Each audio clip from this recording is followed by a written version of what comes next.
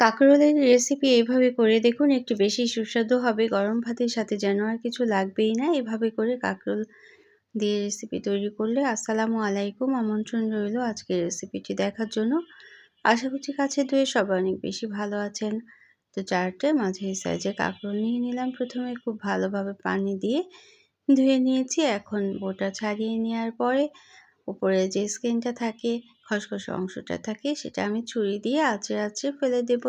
তো কাঁকরোলের উপরের আবরণটা খুব ভালোভাবে পরিষ্কার করে নেওয়ার পর পানি দিয়ে আবারও ধুয়ে নেব এবং পানি দিয়ে ধুয়ে নেওয়ার পর এভাবে গোল গোল পিস করে কেটে নেব। চাইলে অন্যভাবেও কেটে নেওয়া যেতে পারে, তবে এইভাবে যদি রেসিপিটা তৈরি করেন তাহলে এই গোল পিস করে কেটে নিলেই অনেক বেশি ভালো হবে। তো একটু সময় নিয়ে, খুব বেশি মোটাও করা যাবে না, আবার খুব বেশি পাতলাও করা যাবে না। পাতলা করলে কিন্তু ভাজির জন্য সাধারণত আমরা পাতলা করে কাঁকরোল কেটে নেই। এভাবে মশলা দিয়ে সবজি রান্না করলে একটু মোটা ধরনের করে কেটে নিতে হবে, তবে খুব বেশি মোটা করার কিন্তু দরকারই নেই। তো সবগুলো এভাবে কাঁকরোল আমি কেটে নিয়েছি এবং রান্নাটা শুরু করার জন্য প্রথমে কাঁকরোলগুলোকে ভেজে নিতে হবে। এজন্য প্যানে তেল দিয়ে দিলাম। শুধু লবণ দিয়ে কাঁকরোলগুলো ভেজে নিতে হবে। রুটি পরোটার সাথে কিংবা গরম ভাতের সাথে কিন্তু অসাধারণ লাগে খেতে। গ্রীষ্মের দুপুরে যখন মাংস খেতে খেতে আমরা অস্থির হয়ে গিয়েছি, ঠিক কোরবানির পরে, তখনই কিন্তু এরকম একটা সবজি রান্না অনেক বেশি ভালো হবে খেতে। তো এখন নেড়ে নিতে হবে এবং উপরের দিকটা যখন লাল বর্ণ চলে আসবে ঠিক তখনই কিন্তু নামিয়ে নিতে হবে এবং কিছুটা সময় নাড়তে থাকলেই কাঁকরোলগুলো অনেকটা নরম হয়ে যাবে।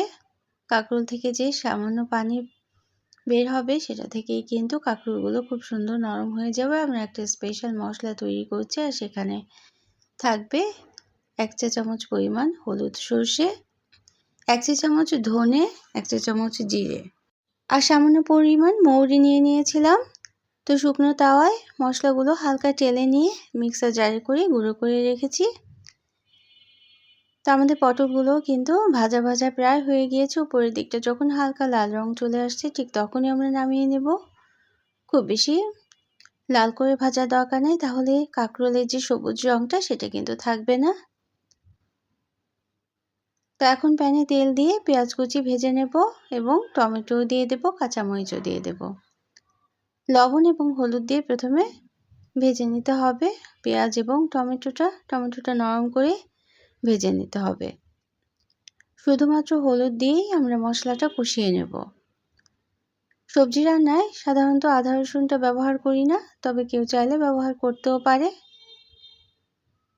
যেহেতু আমরা স্পেশাল মশলা ব্যবহার করছি, এজন্য কিন্তু আদা রসুনের মশলাটা দেওয়ার কোনো দরকার নেই। সামান্য লবণ এবং হলুদ দিয়ে অল্প পানি দিয়ে একেবারে নরম করে পেঁয়াজ এবং টমেটোটা খুব ভালোভাবে কষিয়ে নিতে হবে বা নরম করে নিতে হবে। তো একঘেয়েমি কাঁকরোল ভাজি খেতে খেতে যখন আমরা ভালো লাগে না আর খেতে, তখনই কিন্তু কাঁকরোল দিয়ে এরকম একটা দুর্দান্ত স্বাদের রেসিপি তৈরি করে নিতেই পারেন। সবাই কিন্তু অনেক বেশি প্রশংসা করবে ঠিক এইভাবে করে কাঁকরোলের রেসিপি তৈরি করলে।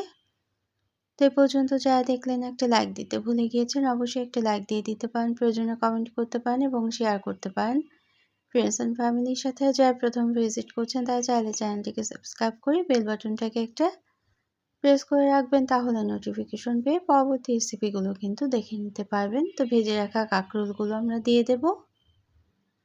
কাঁকরোলগুলো দিয়ে দেওয়ার পর মশলা, টমেটো এবং পেঁয়াজের সাথে খুব ভালোভাবে মিশিয়ে নিতে হবে।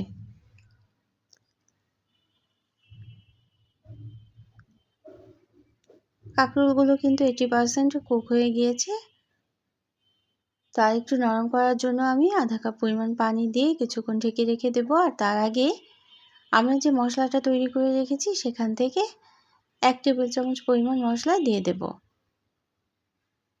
বিভিন্ন মশলা আমাদের স্বাস্থ্যের জন্য অনেক উপকারী, আর এভাবে আধা ভাঙা করে যদি মশলা তৈরি করে যে কোনো রান্নায় বা সবজিতে দেওয়া হয়, তাহলে সেটা স্বাস্থ্যের জন্য যেমন ভালো, তেমনি খেতেও অনেক বেশি সুস্বাদু হয়ে যায়। তো তো এখন এই মশলাটা দেওয়ার পর আরও কিছুটা সময় নেড়ে মিশিয়ে নেওয়ার পর তারপর আমরা হালকা হালকা ভেজা ভেজা রাখবো। এজন্য পানি দিয়ে দেব।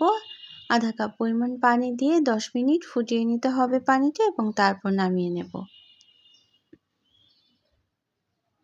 লো মিডিয়াম আঁচে 10 মিনিট চুলায় রেখেছিলাম এবং 2-1 বার নেড়ে দিয়েছিলাম যেন সবগুলো কাঁকরোল একই রকমভাবে নরম হয়ে যায়। ঠিক এজন্য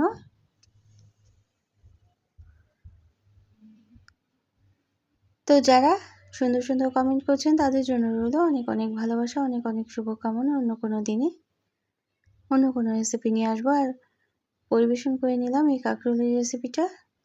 অবশ্যই একদিন ট্রাই করবেন এবং আমাকে কমেন্ট করে জানাতে পারেন কেমন লাগলো।